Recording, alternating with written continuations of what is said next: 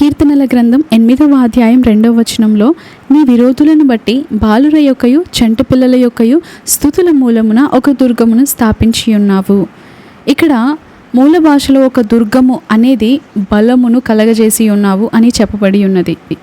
ఈ యొక్క వాక్యాన్ని మనం పరిశీలించి చూస్తే, మనకు విరోధంగా ఏదైనా రూపించబడినప్పుడు బాలురలతో, చంటి పిల్లలతో, చిన్న పిల్లలతో మనం ఎప్పుడైతే వారి నోట స్తుతిని దేవునికి వినిపిస్తామో, దేవుడు మన జీవితంలో కలగజేసుకొని ఒక దుర్గాన్ని నిర్మిస్తాడు. దేవుడు మనకు బలాన్ని ఇస్తాడు. దేవుడు మన పక్షాన నిలబడతాడు. దేవుడు మనకు జయాన్ని ఇస్తాడు. నిజంగా చిన్నపిల్లలు చేసే స్తుతిలో ఎంతో శక్తి విడుదలవుతుంది. ఎన్నో కార్యాలు జరుగుతాయి. ఒక వ్యక్తికి అనేక సమస్యలు వచ్చినప్పుడు నేను ఆ అంకుల్ని అడిగాను, అంకుల్ మీరు ఎలా చేయిస్తారు, ఎలా వీటిని ఎదుర్కొంటారు, ఇంత దానిని మీరు ఎలా మీరు జ్ఞానాన్ని ఉపయోగిస్తారు, ఎలా ఆలోచిస్తారు అని నేను అడిగినప్పుడు ఆయన ఒకటే మాట చెప్పారు, నాకు ఏదైనా శోధన వచ్చినప్పుడు, ఏదైనా సమస్య వచ్చినప్పుడు, ఏదైనా కష్టం వచ్చినప్పుడు నేను గతంలో ఇలా చేసేవాడిని, ఇప్పుడు కూడా అలాగే చేస్తున్నాను.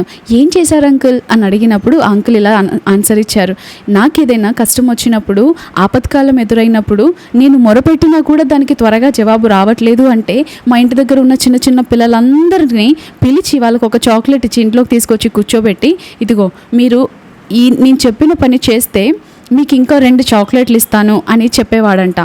అలా వాళ్ళని కూర్చోబెట్టి వారి నోట స్తుతి దేవునికి వినబడేలాగా ఆ గృహంలో దేవుని సన్నిధి నిండుకునేలాగా చేసేవాడంట.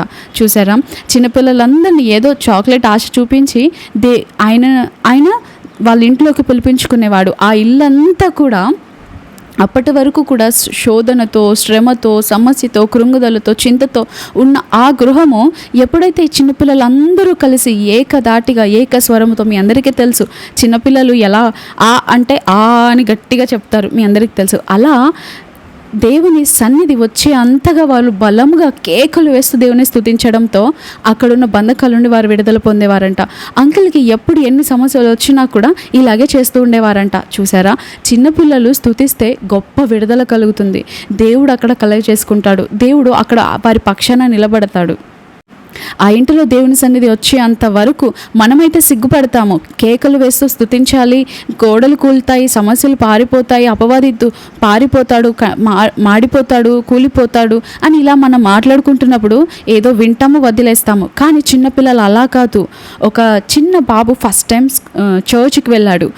ఫస్ట్ టైం చర్చ్కి వెళ్ళగానే పాస్టర్ గారు చెప్పారు, మీ దగ్గర ఒకవేళ 10 రూపాయలు ఉంటే 1 రూపాయి అయినా దానం చేయండి, మీరు బీదలకి దానం చేస్తే యెహోవాకు అప్పిచ్చినట్లు అని అంటే, వెంటనే ఆ చిన్నవాడు ఇంటికి వెళ్ళి అతని దగ్గర ఉన్నటువంటి డబ్బుల్లో 1 రూపాయి తీసుకొని వెళ్ళి దానం చేసి వచ్చాడు. అరే ఎక్కడికి వెళ్ళొచ్చావురా అని వాళ్ళ నాన్న అడిగితే, పాస్టర్ గారు ఇలా చెప్పారు నాన్న, బీదలకి దానం చేస్తే యెహోవాకు అప్పిచ్చినట్లంట అని అంటే, ఓహో నువ్వు అప్పుడే మొదలు పెట్టావా, నేను 10 సంవత్సరాల నుండి వెళ్తున్నాను, నేను ఎప్పుడు పాస్టర్ గారు చెప్పిన మాట వినలేదు అని చెబుతున్నాడు. నాన్న 10 సంవత్సరాల నుండి వెళ్తున్నావు, ఒక్కసారి కూడా మాట వినలేదా? నేను ఒక్కరోజే వెళ్ళాను, ఆ ఒక్క రోజులోనే నేను మార్పు పొందుకున్నాను, ఆయన చెప్పింది చెప్పినట్టుగా నేను ఆచరిస్తున్నాను అని అంటాడు. చూసారా, మనం ఎన్నో సంవత్సరాలుగా స్తుతి మెసేజ్ విన్నా, ఎన్నో సంవత్సరాలుగా దేవుని సంఘానికి వెళ్ళినా, మనం స్తుతించకపోతే, మన వంతుగా మనం ఏది చేయాలో అది చేయకపోతే దేవుడు కూడా మన పక్షాన ఏం చేయలేడు. స్తుతిస్తే గోడలు కూలుతాయి, స్తుతిస్తే బంధకాలు విడిపోతాయి. మనందరికీ తెలిసిందే, మనందరం బైబిల్లో స్పష్టంగా చదివాము, చూసాము, అనేక సాక్ష్యాలు కూడా విన్నాము. వారు స్తుతించి జైల్లో నుండి విడుదల పొందారు, స్తుతించి యుద్ధాల్లో విజయం చూశారు. కత్తి ఎత్తలేదు, ఒక బాంబు వేయలేదు, ఒక మిసైల్ యూజ్ చేయలేదు, ఒక గన్ పేల్చలేదు, ఒక బాణాన్ని కూడా విసరలేదు. అసలు కత్తి ఎత్తి రక్తాన్ని కూడా చూడకుండానే, కత్తి ఎత్తకుండానే ఎంత గొప్ప విజయాన్ని ఇచ్చాడు దేవుడు స్తుతిస్తే. చూసారా, స్తుతిలో ఎంత శక్తి ఉందో.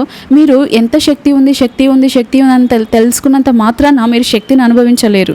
అది స్తుతించినప్పుడు దాని శక్తిని చూస్తారు. అది స్తుతించినప్పుడే మీరు సాక్ష్యాలను అనుభవిస్తారు. స్తుతిస్తే సాక్ష్యాలు పొందుకుంటారా అని అనుమానముతో ఉంటే నిజంగా మీరేమీ పొందుకోలేరు. ఎప్పుడైతే మీరు స్తుతిస్తారో దానిలో ఉన్న శక్తి మీకు అర్థమవుతుంది.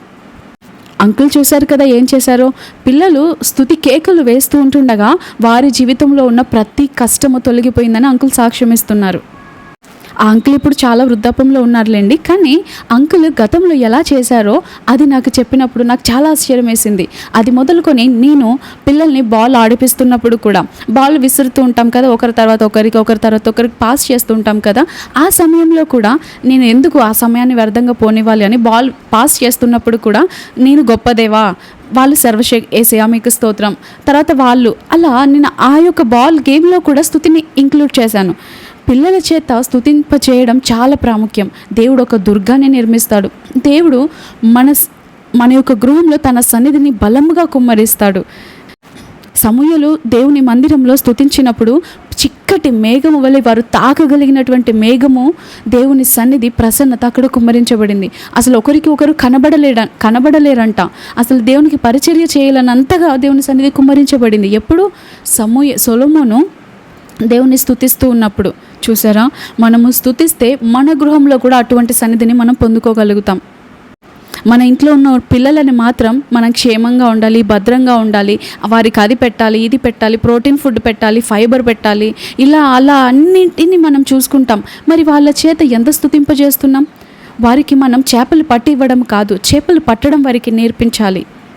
వారికి ఎలా బ్రతకాలో, వారికి ఆధ్యాత్మిక స్థితిలో ఎలా ఉండాలో వారికి మనం నేర్పించాలి. వారి కొరకు మనం ఆస్తులను సమకూర్చడానికి దినమంతా ప్రయాసపడుతూ ఉంటాం. మరి ఆధ్యాత్మికంగా వారిని మెరుగుపరచడానికి మనం ఎంత ప్రయాసపడుతున్నాం?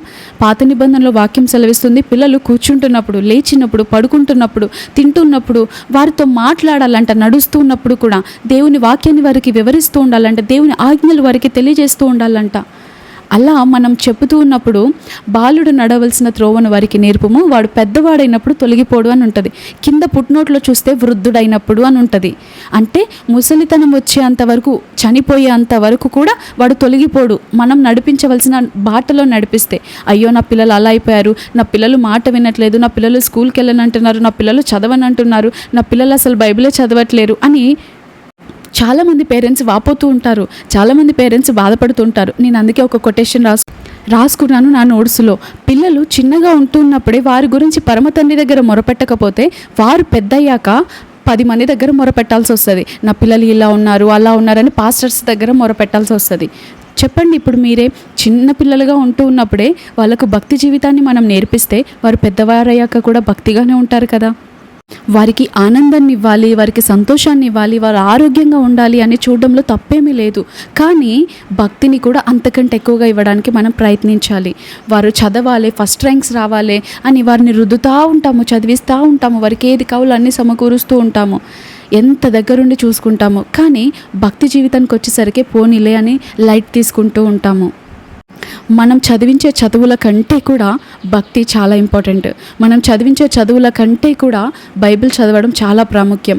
మన బిడ్డలు ప్రతిరోజు వాక్యం చదవాలి, ప్రార్థన చేయాలి, స్తుతించాలి, ఆరాధించాలి. ఇప్పటి నుండే మనం నేర్పిస్తే వారు పెద్దవారయ్యాక, వృద్ధాప్యంలోకి వచ్చాక కూడా వారు తొట్టిల్లరు, తప్పిపోరు, దేవుని విడిచిపెట్టరు, వెనుతిరిగి చూడరు, మనకు కన్నీటికి కారణం అవ్వరు. కొత్త నిబంధనలో పేతురు బంధకంలో బంధింపబడినప్పుడు సంఘం అంతా కలిసి ఒక ఇంటిలో చేరి దేవుని సన్నిధిలో ప్రార్థన చేస్తున్నారు, ఆల్ నైట్ ప్రేయర్ చేస్తున్నారు. కానీ అందరూ ప్రార్థన చేస్తున్నప్పుడు అక్కడ ఒక చిన్న రోదే కూడా ఉన్నది. ఈరోజు మనమైతే దేవుని సన్నిధికి అసలు పిల్లల్ని తీసుకెళ్ళాం. మీరు ఇంట్లో ఉండండి, సీరియల్స్ చూడండి, సినిమాలు చూడండి, కార్టూన్ చూడండి అని వాళ్ళని ఇంట్లోనే వదిలేసి మనం ఆల్ నైట్స్కి వెళ్తాం, మనం సంఘానికి వెళ్తాం, మనం ఆరాధనలకు వెళ్తాం, మనం కూటములకు వెళ్తాం, కూడికలకు వెళ్తాం, మీటింగ్స్కి వెళ్తాం. మరి పిల్లల సంగతి ఏంటి? మనం ఆధ్యాత్మికంగా ఎంత ఎదిగినా పిల్లలు సరిగ్గా లేకపోతే మనకు శోధనలు వస్తాయి. పిల్లలు సరిగ్గా లేకపోతే మనం కన్నీరు కార్చాల్సి వస్తుంది. చూడండి, రోదే వాళ్ళ తల్లి రోదేని కూడా వెంట పెట్టుకొని వెళ్ళింది. 5 రొట్టెలు 2 చిన్న చేపలు ఇచ్చిన వ్యక్తి చిన్న బాబు, చిన్నోడు అని ఉంటుంది. చూసారా, ఆ చిన్న బాబు దేవుని వాక్యం వినడానికి వచ్చాడు. అంత మాత్రమే కాదు, పాత నిబంధనలో మనం నయమాను స్టోరీ మనందరికీ తెలుసు కదా. నయమానికి సువార్త చెప్పింది ఎవరు? ఒక చిన్న పాప. ఆ పాపకి ఎలా తెలిసింది? వాళ్ళ తల్లి బోధిస్తేనే తప్ప తెలీదు.